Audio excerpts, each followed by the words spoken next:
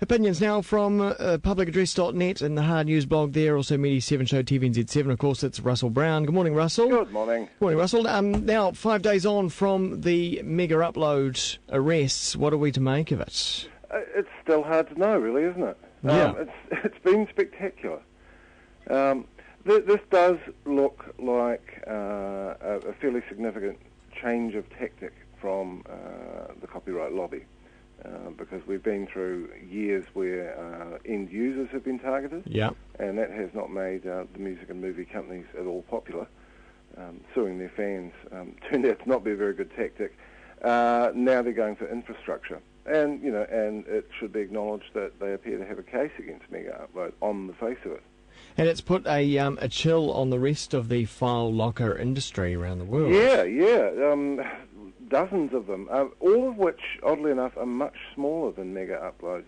According to some figures I saw yesterday, Megaupload is 10 times the size of any of it, single one of its competitors. Is that because it got into the market early? I don't know. Maybe they're just particularly good at marketing.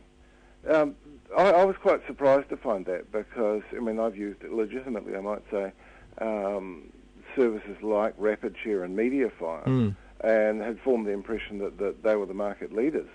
But no, they weren't. Megaupload is much bigger than all of them. About 1% of total internet traffic, according to a reasonably reliable estimate, 2% in Asia Pacific, and 11.5% in Brazil. Yeah. But yeah, we've seen quite a few of them pretty much panic. And FileSonic was the first out of the gates and said, no, you can only have access to files that you've personally uploaded. Others have pretty much just shut down. And meanwhile, of course, if you are a legitimate user of Megaupload, of which it was quite possible to be, you can't get your stuff. I know one person who's actually involved in the music industry who has files on Megaupload, and because it's been the domain name's been seized by the FBI and the site's been closed down, they can't get their own stuff. And is there any legal recourse there at all? No one seems to be talking about that. It's kind of interesting because you'd think there would be some recourse if a federal action, especially an action by the government of a different country, has rendered you unable to get your own property. Yeah. Then you would think there would be some sort of recourse, but no one seems to be talking about that at the moment. So now all the little sideshows are springing up, like the questions from Winston Peters about Kim.com getting residency here. Is there an issue to be looked at there? Yeah, I think there is. Although it may well be that on a purely technical basis, it was the correct decision. His convictions, which were when he was much younger. This Kim.com's convictions had expired under German law, so officially speaking, he had a clean slate, even though he did declare them. It will be. Jonathan Coleman hasn't exactly been charging out saying, yes, I knew all about it, but apparently he was briefed. What surprised me actually was John Key's office saying that he was only briefed by the Solicitor General the day before the raid. Given that the FBI seems to have been working with New Zealand police since August. Pretty strange. That seems really late in the piece. Yeah. Because this is a foreign government, 76 of our police acting at the behest of a foreign government. You would think that the Prime Minister would have known a little sooner than that, especially seeing it's in his electorate. Yeah, indeed, and involves so much money and so many people.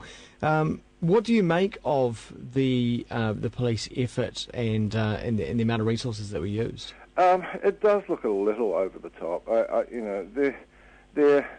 They did find a gun which appears to have been a sawn-off shotgun in a safe. In a safe, and there's no indication that it was an unlicensed weapon either. So, but I think they made a little bit much of that. 2 helicopters seems a little over the top, and sending an officer in the day before with a concealed camera pen, which There's been talk about, we needed to rush in there because we were concerned evidence would be destroyed. Well, all the evidence is digital, right? And it's on cloud servers somewhere else. Yeah, and if the FBI had the ability to seize control of the domain name, then you would think that they would also be able to secure those servers as well. And if they were already monitoring emails, yes. Well. It will, perhaps at some point it will come out exactly how they were monitoring those emails, but that was a little bit of an eyebrow raiser as well.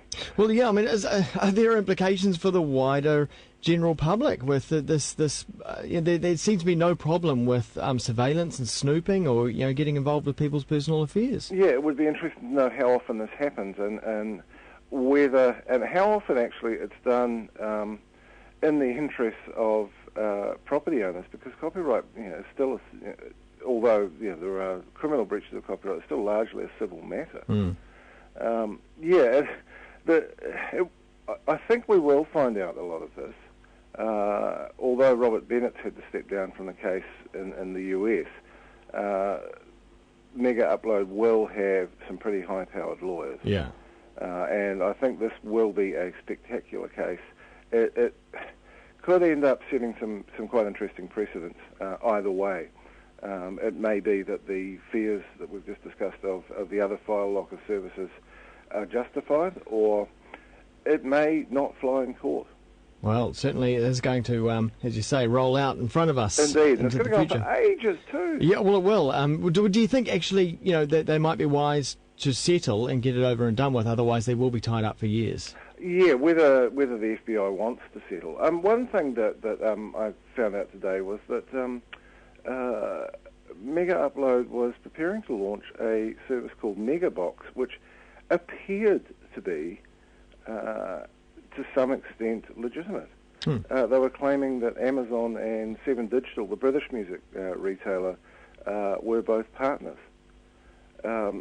So it's kind of odd that was about to happen, and then this raid happened. So I don't really know what to make of that. No, indeed. You went to the final big day out. What were your impressions? I really liked it. I gather that the news reporting, particularly on TV, gave the impression that it was some sort of sad affair. But well, the early pictures, of course, that were coming out were also showing that. Exactly. But it was actually an absolute treat to be able to walk around that site and see the bands play and not have to queue for anything. But was it tinged with some sadness that it was a mere shadow of its former self? Sort of, but it was actually still fun. And the new boiler room area, I thought it was kind of like a glimpse of an alternative history. Wow, how would it have been if this had been the layout? Because the stadium stage was basically the same. Yeah. And it looked a bit sad down there, frankly. But the alternative stage, the Converse stage, and the boiler room were both quite different in its final year. It wasn't a room, was it? Yeah, there was a lot of room. But there was no room. Because there was only one alternative stage. Yeah. You had a half-hour chill-out between bands. Right. Which would have been a disaster, I think, on a wet day. Because what would you have done? But with the lovely weather we had on Friday, it was actually quite pleasant to sit up there in that field and listen to a bit of Daphne Walker and some nice soul music.